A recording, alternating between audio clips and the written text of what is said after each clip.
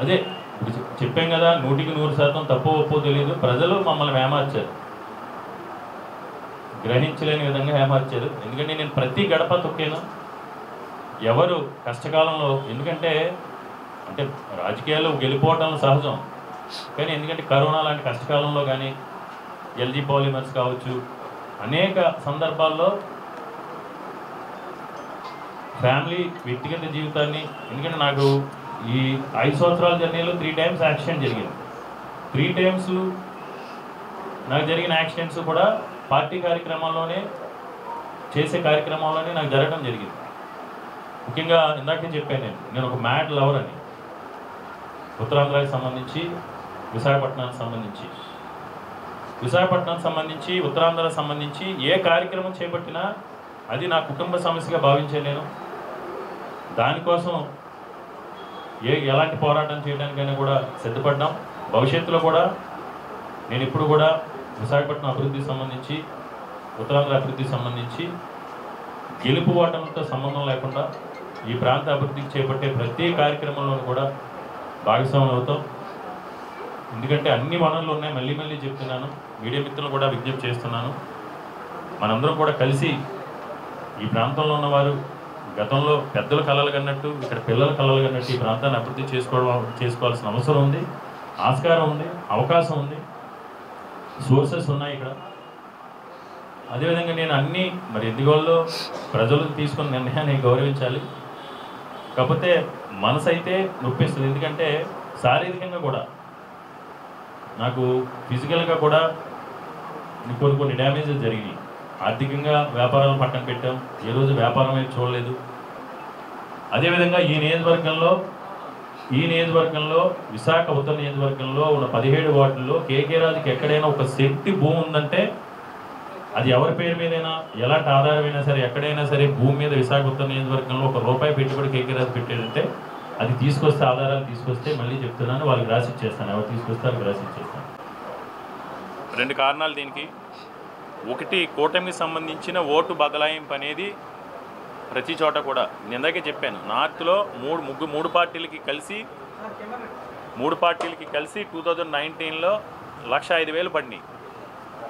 2019లో as ఈజ్గా ఈరోజు కూడా కూటమి అభ్యర్థికి వచ్చింది అదే. అంటే నేను నా విశ్లేషణలో ట్రాన్స్ఫర్ అయింది. రెండోది, మనం పార్టీలకు అతీతంగా, ఇందాకే చెప్పాను, పార్టీలకు అతీతంగా అందరికీ చేశాం. కానీ ఏ పార్టీకి సంబంధించిన వాళ్ళు పథకాలు తీసుకున్నారు, లేకపోతే లబ్ధి పొందారు.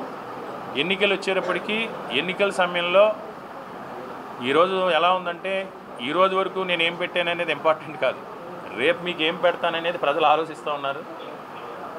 అది రాష్ట్ర ఆర్థిక పరిస్థితుల దృష్ట్యా హామీలకు సంబంధించి కూటమి ఇచ్చిన హామీల గురించి మీ అందరికీ కూడా తెలుసు. హామీలు కూడా ప్రజలు రేపటి గురించి, రేపు ఇచ్చేది ఇంకా బెటర్గా కనపడుతూ ఉంది కదా అని ప్రజలు మమ్మల్ని ఏమారిస్తే, కూటమి నాయకులు ప్రజలను ఏమార్చారు ఈ హామీల ద్వారా అయితే అని నేను ఘంటాపథంగా చెప్పగలను. 100% మనం ఏ రకంగా చేసినా సరే, ఏ పార్టీకి సంబంధించిన ఓట్ బ్యాంకు ఆ 3 పార్టీలు కన్సాలిడేట్ అవటం వల్ల 100% కూటమి ఓట్లు అయితే కన్సాలిడేట్ అయ్యే, దానివల్ల మాత్రమే ఇలాంటి మెజార్టీలు వచ్చినాయి. మీరు చూసుకోండి, నేను 20 నియోజకవర్గాలు చేశాను.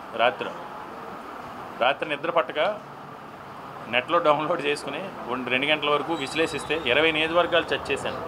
19 ఎలక్షన్స్ రిజల్ట్, 2024 ఎలక్షన్ రిజల్ట్, 20 నియోజకవర్గాలు నెట్లో డౌన్లోడ్ చేసి చూస్తే కరెక్ట్గా 1,500 ఓట్లతో అక్కడ ఆ 19లో 3 పార్టీలు విడివిడిగా ఎన్ని ఓట్లు వచ్చినాయో, నార్త్ కూడా చూడండి 1,05,000 వచ్చినాయి. లాస్ట్ టైం కూడా అంతే, 500-600 తేడాలు. అలా అంటే అదొక యాంగిల్, ఆ యాంగిల్లో అయితే కన్సాలిడేట్ అయినాయి అని అయితే అనుకుంటున్నాను. ఏదేమైనా తప్పకుండా మనందరం కలిసి ఉత్తరాంధ్ర ప్రాంతంలో కొత్త ప్రభుత్వ ఆధ్వర్యంలో ఈ ప్రాంత ప్రజల ఆశయాలు, ఆకాంక్షలు నెరవేరాలని, ఈ ప్రాంతంలో ఉన్న యువతీ యువకులకు ఉపాధి ఉద్యోగ అవకాశాలు కలగాలని మనస్ఫూర్తిగా కోరుకుంటూ, వాళ్ళకి చేరే క్రమంలో కొన్ని చోట్ల కార్యకర్తల యొక్క భాగస్వామ్యం లేకుండానే జరిగింది. 100% నేను అదే చెప్పాను. సచివాలయ వ్యవస్థ ద్వారా, సచివాలయ వ్యవస్థ అనేది 100% మంచిది. సచివాలయ వ్యవస్థ వల్ల ప్రజలకి అందుబాటులోకి అన్ని రకాల సేవలు కూడా వచ్చినాయి. వాలంటరీ వ్యవస్థ వల్ల ప్రజలకు మంచి జరిగింది. 100% కూడా అవినీతి రహితంగా చాలా వరకు కూడా అవినీతి రహితంగా మిడిల్ మ్యాన్ లేకుండా జరగటం అయితే క్షేత్రస్థాయిలో పరిపాలన వికేంద్రీకరణ జరిగింది. పరిపాలన వికేంద్రీకరణ ప్రజలకు మేలు జరిగింది.